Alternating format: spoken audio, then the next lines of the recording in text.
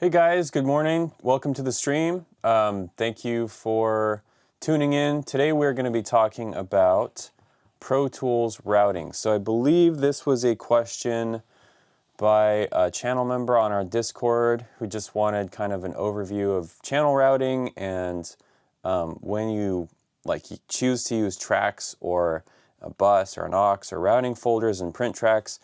And this is going to be a Pro Tools tutorial, but it's also something you can apply to any piece of software that has audio. Even DaVinci Resolve, the Fairlight tab, I've been playing around with it more and more, and they definitely have like the ability to route stuff, and it's pretty fully featured, I would say, for just being a picture editor. So as always, if you have questions, or if I'm going too fast or you want me to explain something, describe it in terms of water, like creeks flowing into rivers, flowing into the ocean, or a tree. A tree is a really good example because we have stems in audio post-production. In Pro Tools, you can see I'll show you a music session as well, but this is a film mix. You can see I've printed a 5.1 mix and a stereo mix. But then I've got these tracks called stems, which I have a dialogue, music, and sound effects stem, DM and E, both 5.1 and stereo versions of both. In a lot of films, you will also print a background stem and a Foley stem, and you can get into dipped, undipped. You can get crazy with stems, but the basic premise of stems is you have a dialogue, music, and sound effects, and then those sum to create your print master. And it's very important that in film, your stems equal your mix. So if I were to solo these stems, it would sound no different than my mix. So I've gotten questions from beginners asking about, do I use any mix bus processing on my print master, my stereo mix, or my 5.1 mix? You know, things you would do in music, for example, like a compressor or mid-side EQ to widen out the upper mids, and no. On my print master aux, I have a safety limiter, and that's it. And for film, anything film related, whether it's you're mixing the film, you're mixing a TV show, or if you're a composer delivering stems, it is crucial that your stems equal your final mix. So if we go back to the tree here, you can see we've got tracks, and I colored the tracks, these leaves, different. So like maybe this is your dialogue, and this is your music, and this is your sound effects, and this would be some other stem. But all these tracks feed a stem, which is this larger branch here.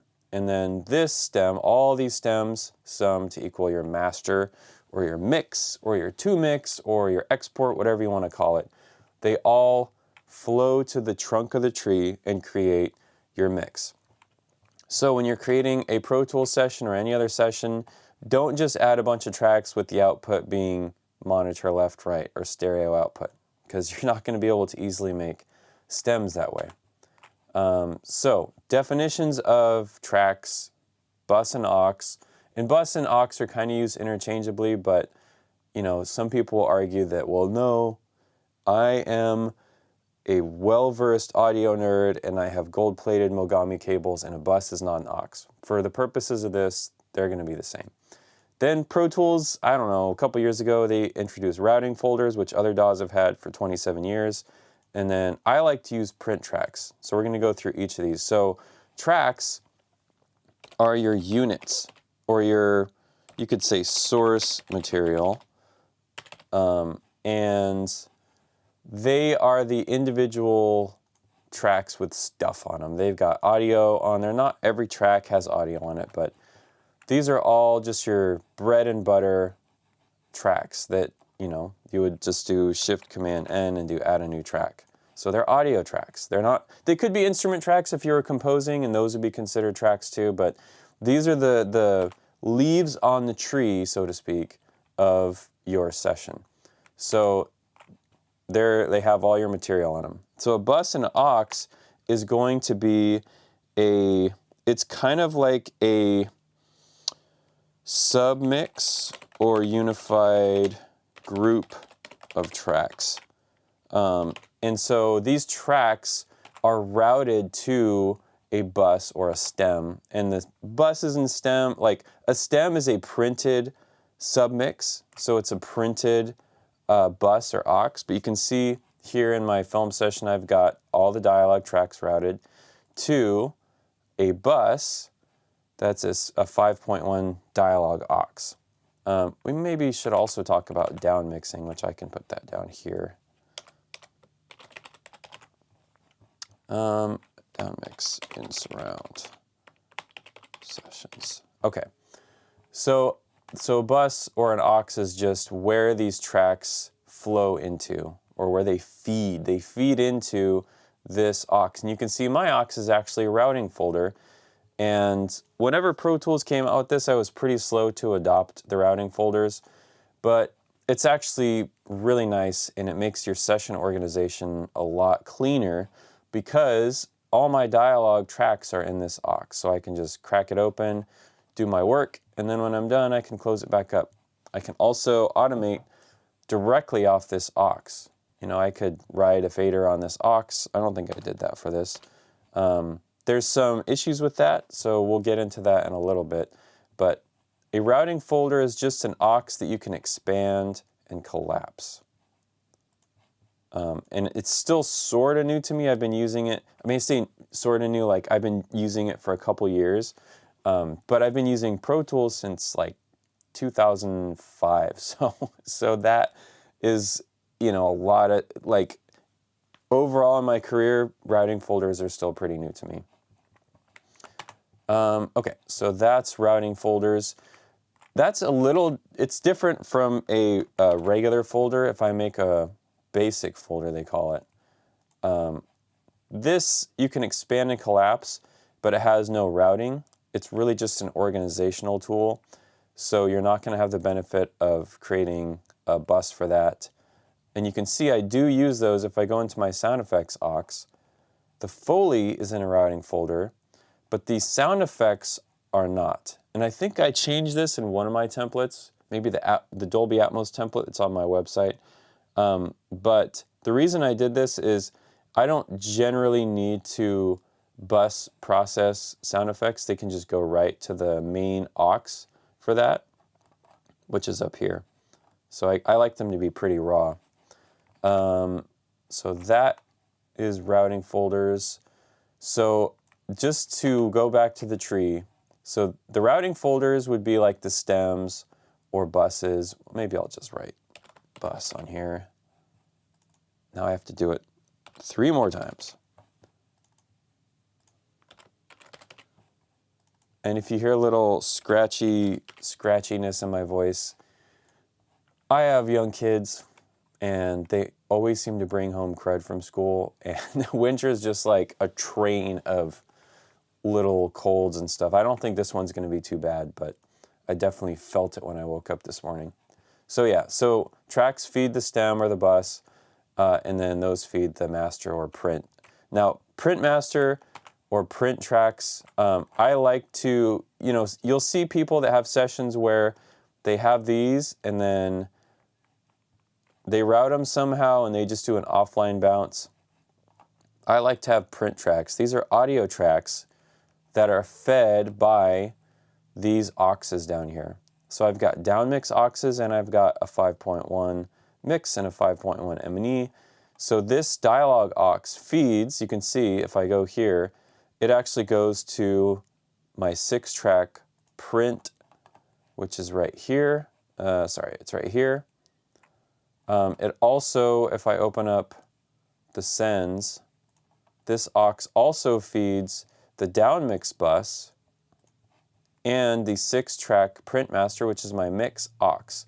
So this routing folder, this dialogue aux, is going to 3 different places. It's going to the 5.1 stem right here. It's also going to the downmix aux, which converts the 5.1 to the stereo with an extra safety limiter on there. And then it's also going to the print master aux. So it's included in the full mix, and it's included in the stem, and it's included in the downmix stem. So if you don't want to deal with setting all this up in a session, get a template from somebody. I've got some on my website. Other people, they hawk their templates all the time. So we're all a bunch of grifters, and we want you to, like, you know, give us your 20 bucks for our template. I always suggest only do that if you're extremely lazy. It's always best to make your own, because you know where all the bodies are buried.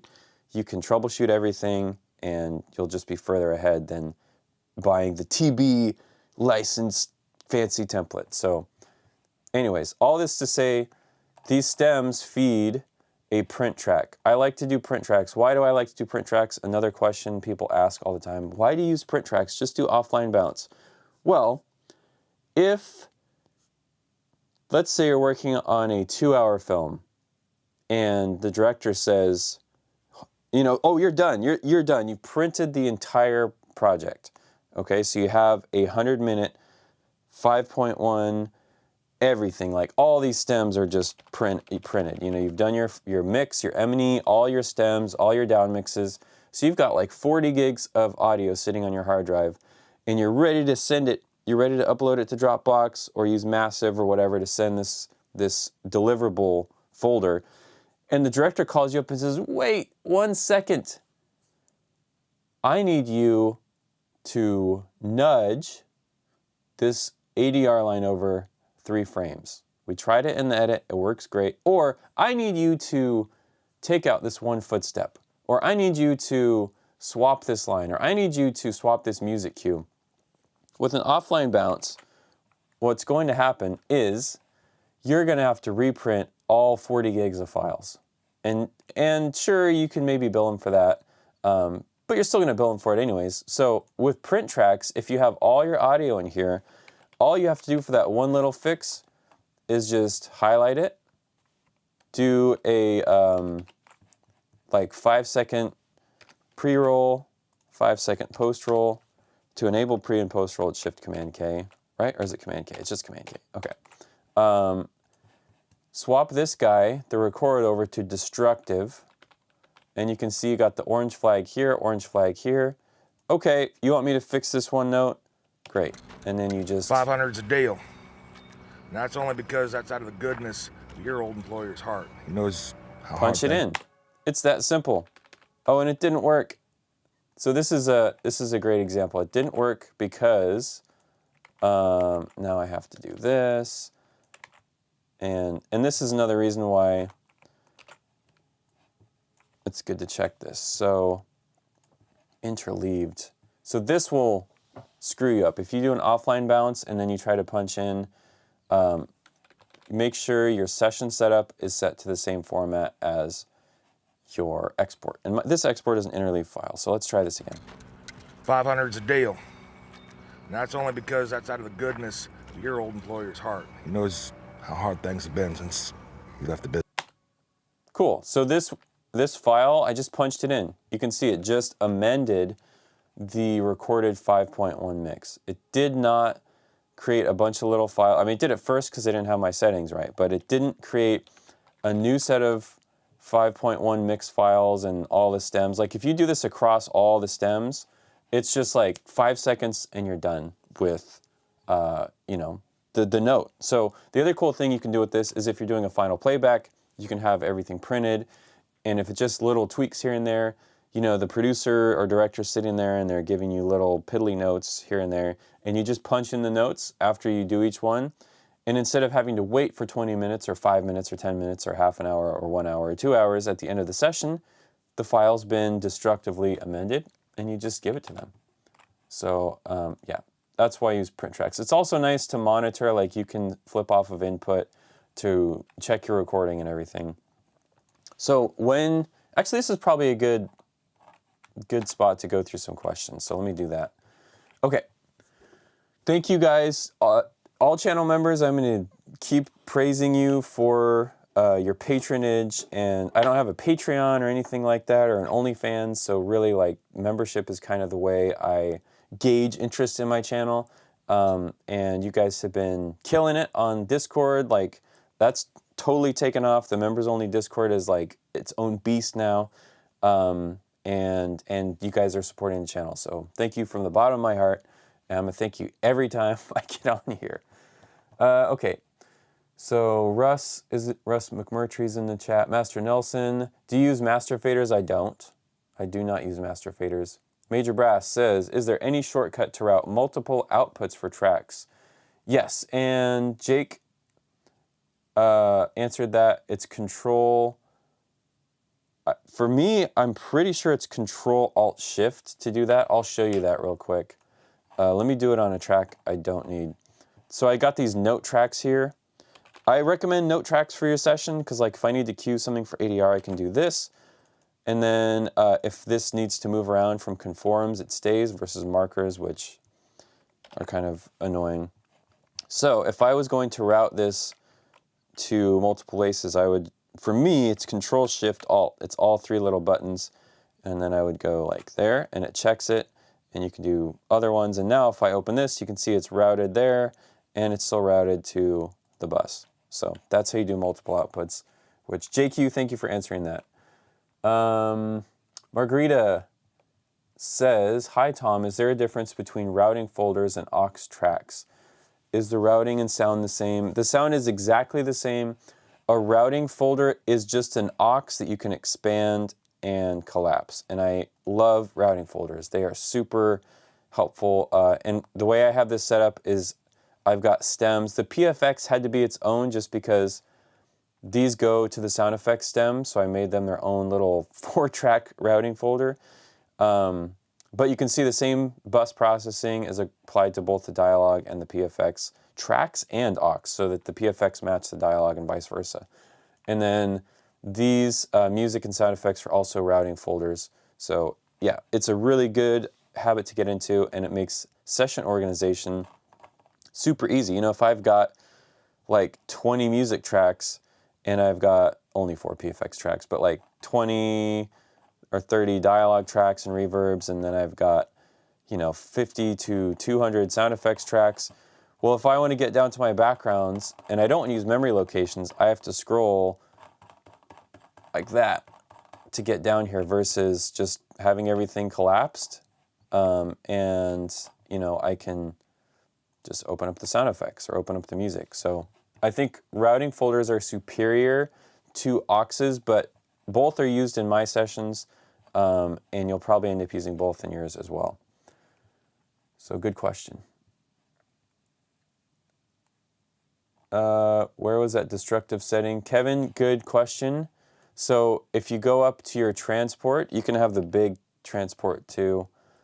It's right here. It's the record button. So there's normal, there's loop, which is for like doing vocal or ADR takes. Then there's destructive. And I don't use these quick punch, track punch, or destructive punch very much. Pretty much only destructive record. So that's it. If you turn up a routing folder, will it hit the true peak limiter? So Master Nelson, that is a great question, which we will cover in this one. So let me just add that. I'll even put your initials. Master Nelson says limiters. Yeah, good question. And we just had Paul ask, once you've printed your stems, do you get the files out of the audio files in your session? That's a really solid question, Paul. So I'll show you how I like to set that up.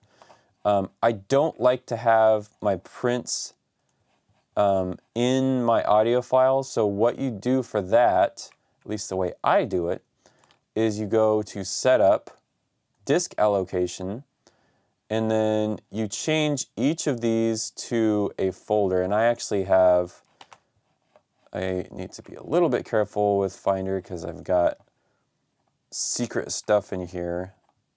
Let me see if I have my routing folders. I don't. So let me do this. Yeah, I should have saved that. Oh, I think I have it in, yeah, I've got it in here. Okay. So this is a good thing. So on my audio drive, I've got a utilities folder, and then I've got deliverables folder, and you can see, yeah, you can see 5.1 mix, 5.1 emini, 5.1 stems, stereo mix, stereo emini, stereo stems, and then stereo mix, stereo web only mix. So this, what I do is I copy this, Command C, and I would go to like work drive. Let's put it in, we'll call this family heirloom audio deliverables. So I make a project specific folder, and then I paste into there those preset names. And so now if I go to set up disk allocation, for the 6-track print master, I am going to go to work drive, Tom, family audio deliverables 5.1 mix. And then you have to do this for every track, 5.1 M&E, but they're lined up. So the stems are easy because you can just select folder and it remembers the last one. So you can do D M&E 3 times. And then we'll do stereo mix, stereo M&E, stereo stems 3 times because these are all going to the same folder. Cool. And then web mix. So I'm just going to record a little snippet, and I'm actually going to do it like over here. So then you select the time selection, which would really be the length of the video. And actually, I'm just going to do like 5 seconds. I like to do pre and post roll just because I'm kind of a weenie about that. Oh, you know what I should do? What I didn't do is also you have to name your tracks. So let's do add prefix, FH, and then I'd probably put the date, 25/01/21. So that way there's a version, you know, like if you just name it like export with no date on it, when you get into versioning, it gets really dicey. So I've added that to all these tracks. And let me know if I'm going too fast. So I'm just going to record. This is, for me, the most fun part of the project because you get to like lay it back. Like it's like a tape, you know, a tape recorder where it's just bam. You see your work. You don't get to feel it. You don't get to hold it, but you get to at least see.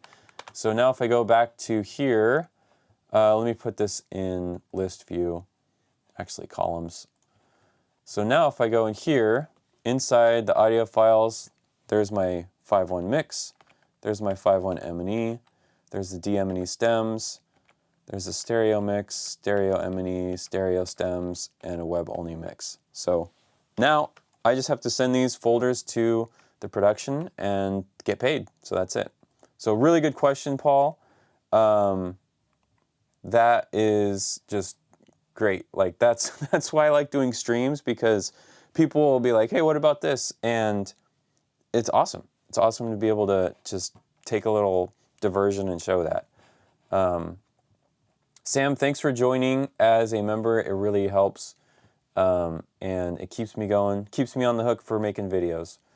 Okay, Jake has a good question about solo safe, which I guess...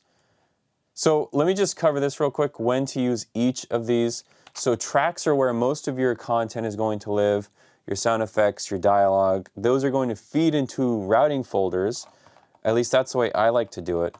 And then those routing folders will go to either a submaster aux or a mix aux, you know, 2 mix or a 5.1 mix.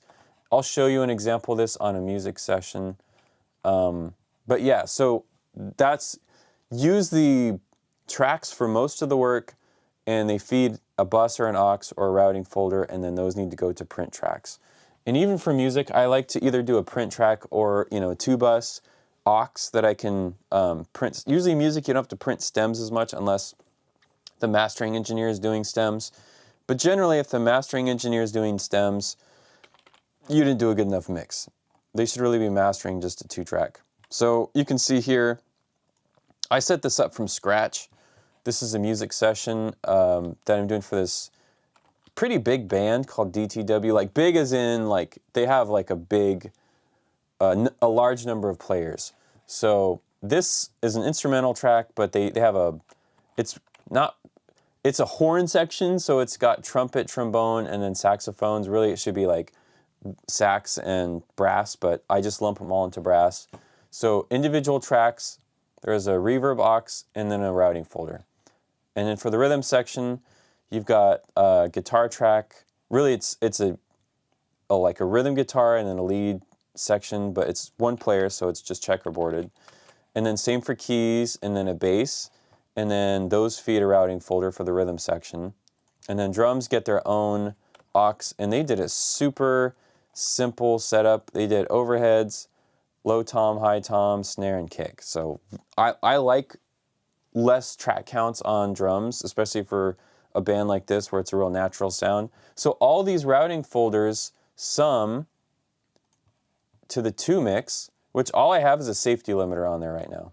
You know, if I was happy with the mix and I wanted to do like a mastered version, I would throw probably like an EQ and maybe a little bit of multi-band compression if it needed it, but do all your work on the tracks, do a little bit of work on the buses, and that is going to give you a much better mix than the other way to work, which is the tracks don't really have much work on them, but the buses have a ton of processing. I don't like to mix that way because I want more control over the individual sounds, whether it's music or a film. And so the buses and the routing folders are really just collection points. The caveat to that is for something like drums or maybe, you know, brass or vocals, you might want to do some some bus compression, bus saturation, bus EQ. But I try to get all that good on the tracks, and then if overall like that group of tracks needs a little bit of a shelf on the EQ or a little bit of compression to play nice with the other tracks, I'll add it, but it's like super conservative processing on that. Okay, so solo safe routing folder works basically the same as a routing. So I've run into problems with this. If you solo safe a routing folder, which is command click, so I command click this S and the S turns gray.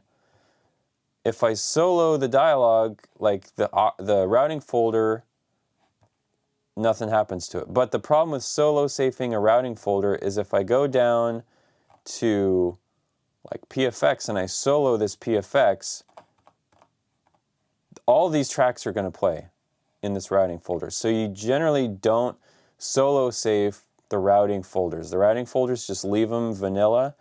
And what'll happen is if I solo this PFX track, it will mute everything except for the routing folder and this PFX. But for auxes, for just regular auxes, where your stems are going to, those do need to be solo saved, otherwise you won't be able to hear it. And actually, yeah, so that's right. This is all set up right.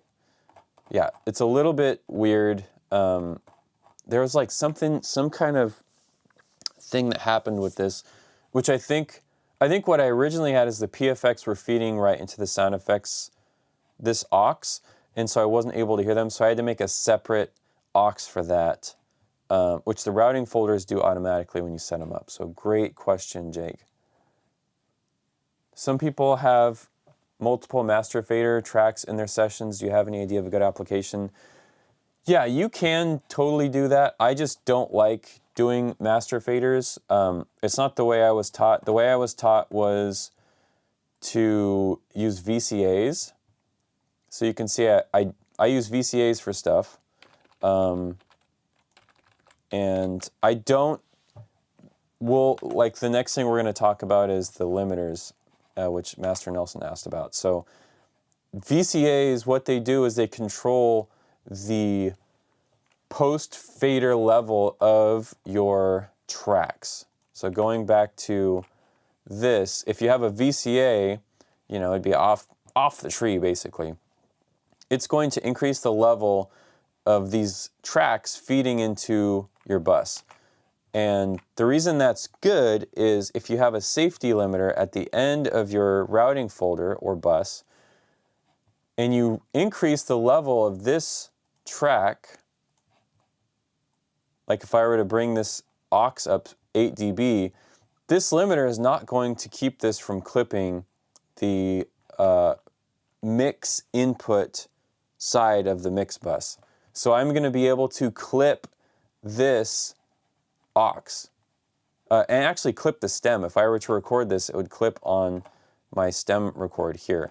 So I tell people, please don't use your routing folders or buses for automation. If you're using dialogue reassigned buses, which some mixers do, then yeah, you're going to be mostly doing fader rides on those. But those are then going to feed a submaster that you just don't touch the volume output on. So that is pretty important to do. You know, just to, if you have a routing folder set up, try not to ride this fader, because if you have a limiter on it, you're going to be riding the post fader output, which if your ceiling is -2 and you go up 2, you're going to be clipping. So really good question on that. So yeah, so that to me is a big deal. The limiters and everything, like you want to ride the tracks and you want to maybe ride a VCA, which the way you can tell if the VCA is doing something is on here.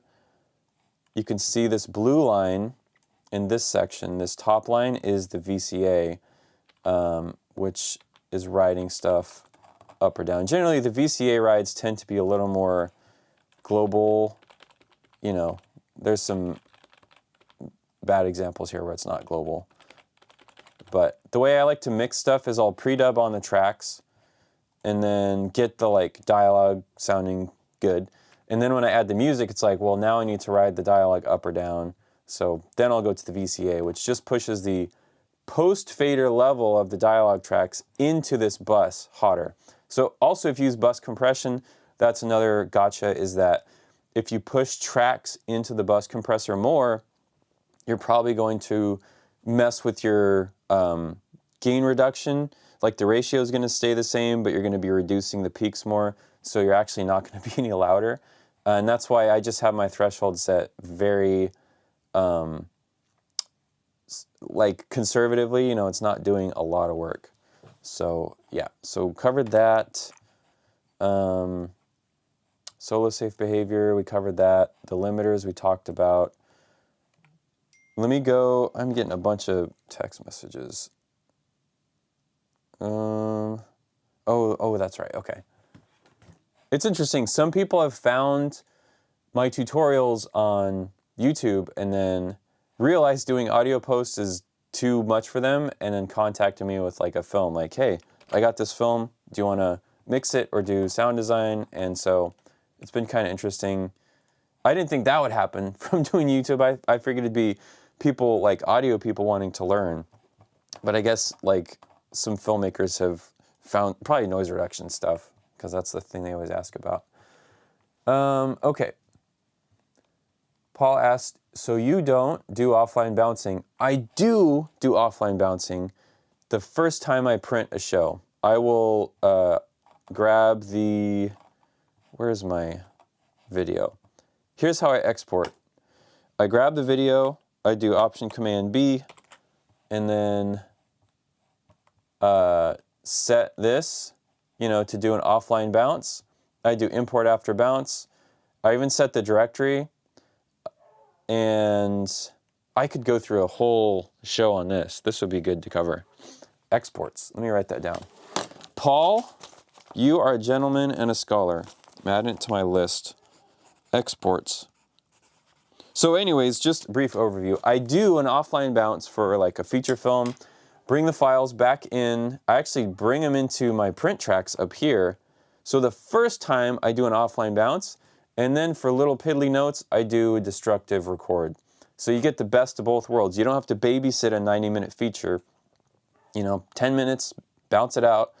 But then the little piddly notes that come through, you can punch those in and you don't have to do a new offline bounce each time. So great question. Okay. Tiziano, we just got as a channel member, so thank you for that. I think keep the questions coming, because I'm pretty much done with what I wanted to cover. So we're talking about routing and the differences between tracks, routing folders, print tracks. So try to keep your questions on that subject just so that it's, you know, it's not all over the place. So down mixing, there's a new thing in Pro Tools where it'll down mix automatically. I still like to use the Avid down mixer just because you have a little more control over it. The way I do a down mix is this down mix track from my dialogue stem is fed by the dialogue down mix aux. Okay, so I could make that simpler, but this is just the way I do it. So the dialogue aux feeds the dialogue downmix aux, which you can see is a 5.1 aux. So putting the downmixer on a 5.1 aux takes those 6 tracks and smushes them down to 2 with fine control of center, left, right, surround, and LFE. Then you strap another safety limiter, and most of the specs you'll get are -2 decibel true peak. So the Pro limiter in Avid is just a nice low CPU, like it's just simple and it sounds good and it works. So I try to use those type of plugins instead of like Pro L2 from FabFilter. So if your project has a spec sheet and it calls for -6, then you would set your threshold and ceiling to -6, and you'd have to do that for all your deliverables, not just your mix. Okay. So let me think what else I can talk about. Down mixing, and then we're kind of peppering in the Q&A, so we're good. Let me just go a couple more questions. Master Nelson says, if you need to make a scene louder, how do you do that while not hitting the true peak limiter? It's okay to hit the true peak limiter. Slam into that guy. Just ram into it full force. Pelvic thrust the peak limiter. It's totally fine. All you have to do to make a scene louder is, well, there's a couple different ways. With VCAs, you could grab these 3 boys right here, D, M, and E, and just pop them up. I don't really like to do that. If a director says, make the whole scene louder, that's the fastest way to do it, but it's also the least accurate and artful way to do it. Generally, they're going to want something louder, not all 3 things. If you're making everything louder, I mean, that whole, like if it's a quiet scene, it needs to be louder. Yep, totally get it. You want to keep a nice, even dynamic range for the film. If it's already a loud scene and they want you to make it louder, the first thing I do is ask why. And if they say, I want it to be more exciting, then it's like, we can try it, but please keep in mind that when the audience is watching this, if the scene is too loud, they're going to cover their ears, or they're going to reach for this guy and mix it for you. And I don't want them to mix my mix. I want my mix to be one mix to rule them all. So always ask why they want that stuff done. Okay, good question. How do you route your sync pops for stems? Secret, shameful secret. I don't route sync pops. I do them on the file. I do them with a signal generator. So I'll show you that. Bring the video guy back up. Did I do an Academy leader with a 2-pop? I did. Good boy, pat yourself on the head. So I did have 1 pop. When you deliver edit sessions, make sure they got pops. So even just 1 is fine. Or you can do a dummy region. I've done that too. So that way you can look at your print track and say, okay, there's the pop. Other, this is Audio Suite, other, signal generator. And why can I not see that? But you guys can. That's kind of weird. Oh, duh. It was on the other screen. I have OBS on the other screen, so I was like, you guys can, no, I could see it, but you guys couldn't. Okay, so signal generator, 1 kilohertz at -20, standard, but go to create continuous file, click it, overwrite files, render. It's going to give you this warning and say, I don't care, Pro Tools. And then look, you've got your pops right there. Good, done. Send it. Align to the frame edge, sample accurate. So that way I know that this pop, where this pop is my sync reference. I have QC'd and approved all sync decisions in this mix. So if you route your pops through stuff, there's a chance delay compensation will get messed up and the sync pop will be like here instead, and then if they're in a not frame accurate editing system, they can't do subframe audio edits, so how are they going to line that up? I want the 2-pop on the frame edge, so that's how I do it. Could you explain I/O setting about these tracks? Yes, that is something. So with a folder track, if I were to make a new routing folder, I'll make a new 5.1 routing folder, and I'm going to call this, let's call this winter, because it's cold and that's on my mind. So it automatically creates an input here. If I were to want to add tracks to this, let's say I want to do 4 mono, we'll call this WX, and it'll do that. Where are these tracks routed off the bat? They're routed out the main outputs. So that's something maybe Avid you could fix. Like if I add tracks inside a routing folder, just put them into this winter, put them into the default bus, so then I don't have to go here and go through 87 kajillion buses and route them. So now they're going through this routing folder. So then if you wanted to look at this in I/O, you can go here and bus. And you can see I've got a decent amount of buses created, but it's right here. So you can add subpaths. Maybe you want like a winter LFE, and then just move this Lego block over here. You might want just a 5.0 or a mono or whatever. So you can add, you can also do auto create subpaths. I generally don't, just because I want this to be somewhat clean. So yeah, that's how, and you can also in your I/O set up things. Like you can see I've got 4 mono reverbs for dialogue, Foley, and FX, and then I've got 5.0 reverbs, and I've got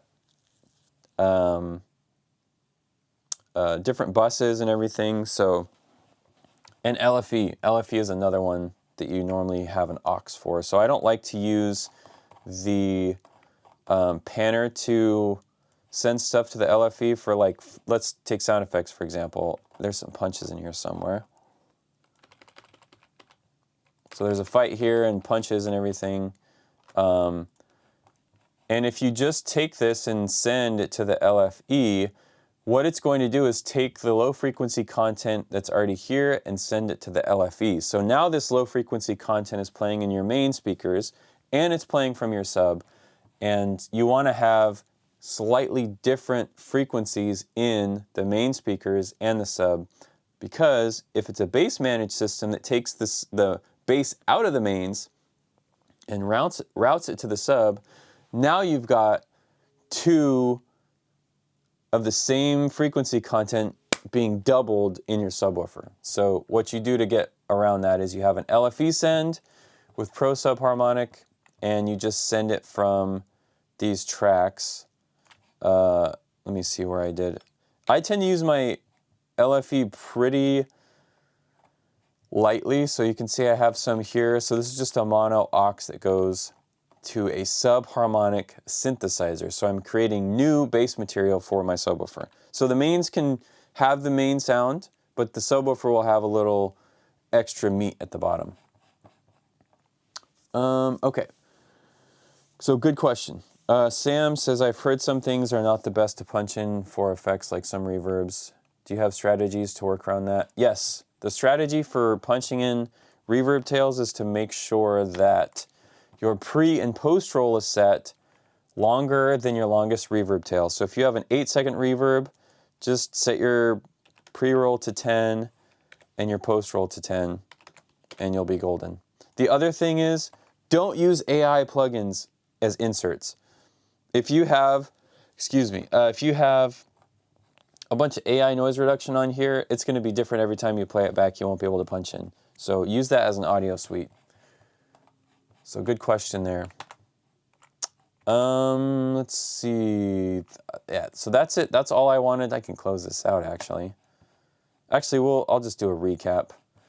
Any other questions? I do have like a full day of work ahead of me, so I'm going to probably sign off here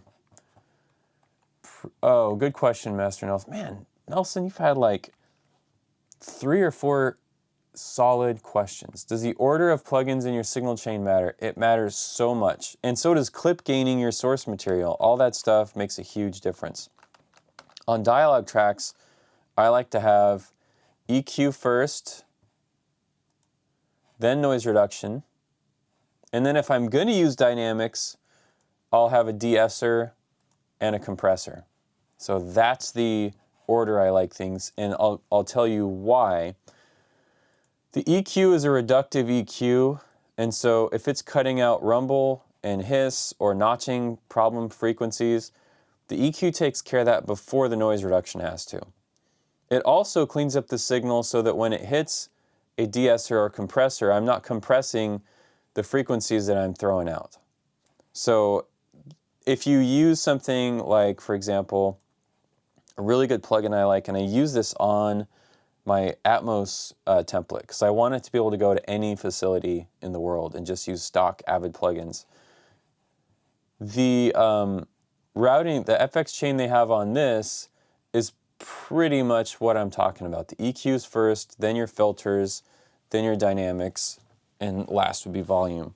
So that is just a good route to go because you're cleaning the signal up and you're processing it.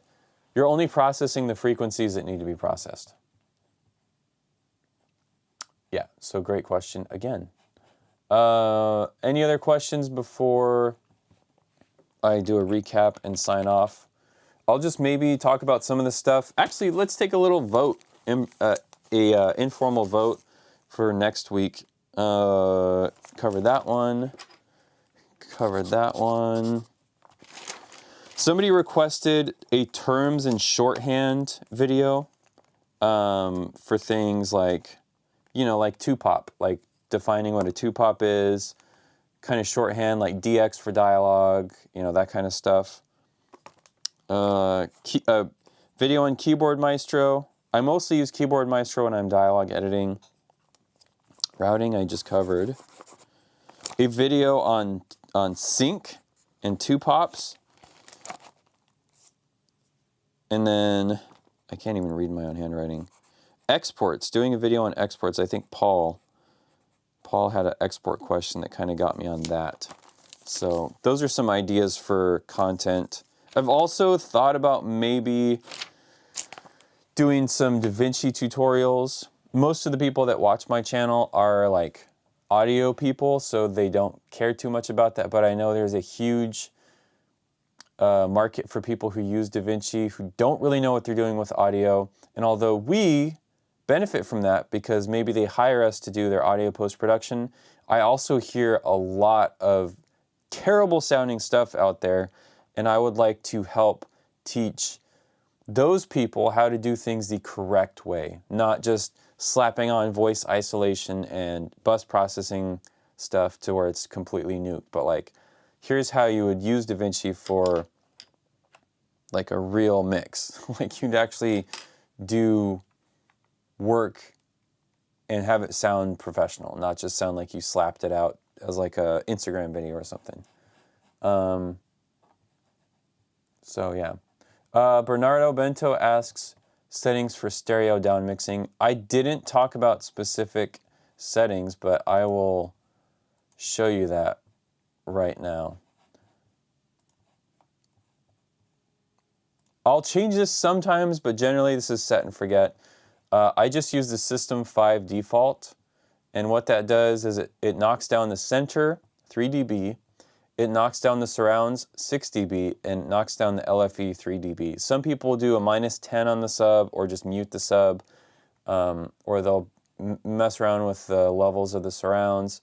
Usually the center stays at -3, but I found that this gives me a really good approximation of the 5.1 mix, and I like having the LFE because I'm not sending full range audio to the LFE and I'm actually generating subharmonics. I want that in the stereo mix. So great follow-up question, Bernardo, on that. So yeah, I think that's it for me. Yeah, we covered, just to kind of recap, the tracks feeding the stems, feeding the master. We covered definitions on tracks, all these different things, print tracks, how to use print tracks, routing folders, solo safe behavior, and the limiter thing with if you're writing your routing folders up and down, your limiters aren't going to really be doing as much as you want. Down mixing, and then we covered some questions. So I think, and there's one more question that just popped up. Is it possible to do a tutorial for DaVinci on exporting files to Sound Editor? I have one, and just search for it, I guess, because it's on there. It is definitely on there. So thank you guys so much for tuning in today. Had a really good interaction with everybody. Great questions. Thank you guys for keeping me occupied and on target. And yeah, again, big thank you. We had 2 people join as members on this stream, so thank you, Tiziano and Sam, for doing that. So make sure you guys check out our Discord after you join. I'll see you next week, same time, 8 a.m. Pacific time on Tuesday. And yeah, I'll figure out kind of like what topic. Nobody really voted, so I'll come up with something good for that stream. And yeah, until then, keep working. Try to stay warm if it's winter where you are. And I will see you guys next week. Till then, take care.